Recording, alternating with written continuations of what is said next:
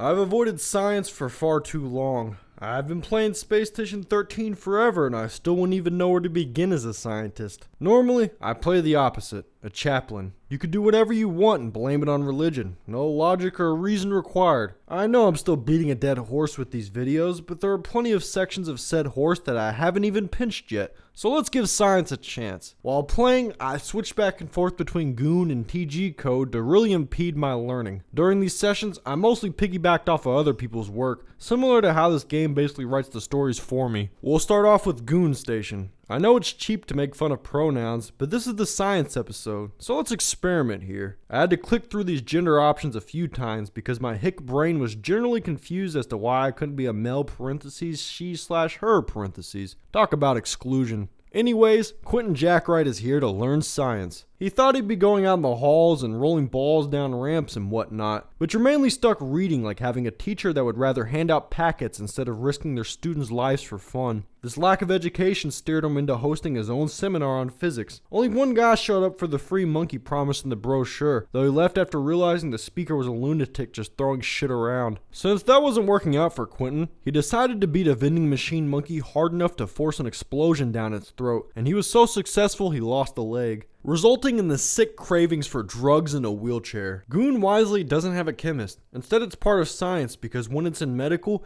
everybody knows it's the drug spot, though deep in the lab, it's more low-key. Well, Quentin was ignored by the person he asked for help, leaving him to deal with his own pain through sitting. His helpless ass then rolled up on some magical object that has no place in a respectable university. Someone labeled said item as a wish granter. Also, there's a warning that says death. Don't use. These two wishes were a fork in the road that eventually intersect again at some point. Now, the argument could be made that Quentin doesn't know how to read. However, he tested out that death warning on job hunting lab rats. His observations taught him that wishing for riches turns you into a golden statue, while if you ask for power, you get fucking vaporized. He then upgraded his will situation in order to haul this dream killer around until some radical stares wiped him out. Actually, he didn't give up. Look at him go! Unfortunately, Quentin gave up at the teleporter gate because his friend was too heavy to fit through the portal. This is also when he realized crawling around was his way of resting. He could have stood on one leg anytime he wanted to. Oh yeah, everybody was on the emergency shuttle due to a blob. Now would probably be a good time to mention why your ears are not being blessed by the glorious ambience of Goon. I don't know. I couldn't get it to play. I fucked around with the volume mixer and in-game audio settings and had no luck, thus the farts and screams were muted for these recordings. In this next round of science, Quentin asked a coworker if he could shadow him, and the dickhead said no. Yet the negative cock had no problem giving lessons to someone else while Quentin watched from a distance. Their purple hypothesis was boring anyways. Thankfully, nuke operatives were attacking the station. Puddles of blood and other signs of mayhem told the story, and this nuke op gunning down Quentin finished the short tell. Those are my only 2 rounds as scientist on Goon. They were not very eventful, but I wanted to show them to prove that I at least tried. For now though, you could fuck off. I need a break before I do more science. Honestly, I'm best suited for annoying people, so being a journalist is my true calling. I mean Quentin Jackwright's true calling. He went straight to the wrestling ring to report on the action. Watching sports is an exciting sabbatical from science as long as you look at it as 2 chiseled bodies colliding and not a series of equations with Gatorade variables.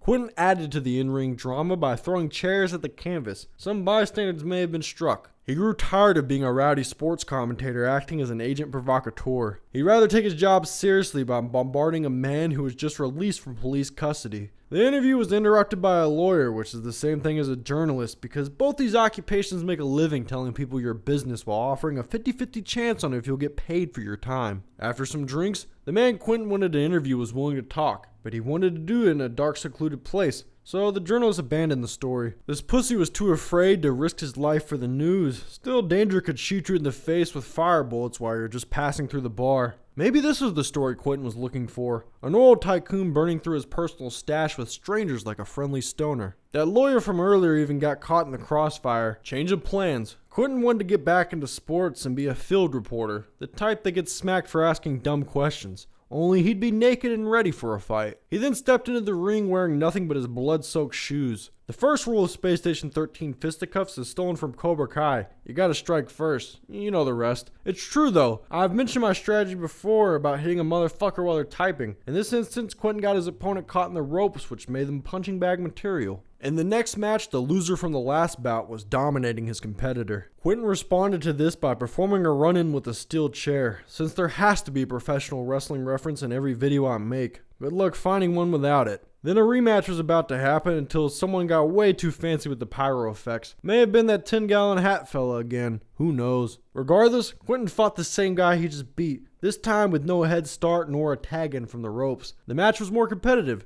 Quentin took a lot of damage, however he was still the beltless champ. The knuckling continued when Mr. Bones challenged Quentin to a boxing match. His momentary rival also suffered rope entrapment. Upon breaking free, he started hitting Quentin with high-flying maneuvers, bringing WWE rules into the brawl, causing our boy to respond in foreign object fashion. His decision prompted this proposition. I challenge you to a fight to the death with weapons. When?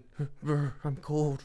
When you're ready. We already went over this, but especially in a fight to the death, you must throw the first chair. In this encounter, Silver Steel beat Red Steel. This competition between gentlemen was over as soon as Mr. Bones hit the gym floor. Like trying to lift weights with a friend that's way stronger than you. TF you doing? He said to the death. Quentin felt comfortable enough to put his clothes back on and call it quits. Once he was on the emergency shuttle, he had a suggestion. We should all start punching each other. Silence amongst a crowd of this size is disappointing, but that's all I got from Goon. Hopefully next time we have sound. At least the volume returned on Fulpstation. Now it's Sam Windpipe's turn. He's an evil scientist that has drank one too many test tubes, leading to him becoming a terrorist and having two blood brothers. He met one of the bros at the bar. Windpipe! Hey, red fella. I'm your blood brother! Word? Cool. Let's go meet Dad. Come here! Sam came there and was dragged off. Okay, look! We are antagonists, aka bad guys. Just let everybody know, why don't you?